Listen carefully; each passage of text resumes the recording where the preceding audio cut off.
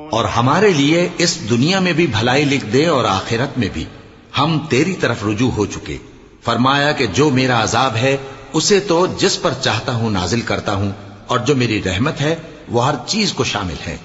मैं इसको उन लोगों के लिए लिख दूंगा जो परहेजगारी करते और ज़कात देते और हमारी आयतों पर ईमान रखते हैं। वो लोग जो उस रसूल यानी नबी उम्मी की पैरवी करते हैं जिनके औसाफ को वो अपने हाथ तौरात और इंजील में लिखा हुआ पाते हैं, वो उन्हें नेक काम का हुक्म देते हैं और बुरे काम से रोकते हैं, और पाक चीजों को उनके लिए हलाल करते हैं और नापाक चीजों को उन पर हराम ठहराते हैं, और उन पर से बोझ और तौक जो उनके सर पर और गले में थे उतारते हैं। तो जो लोग उन पर ईमान लाए और उनकी रिफाकत की और उन्हें मदद दी और जो नूर उनके साथ नाजिल हुआ है उसकी पैरवी की, वही मुराद पाने वाले हैं।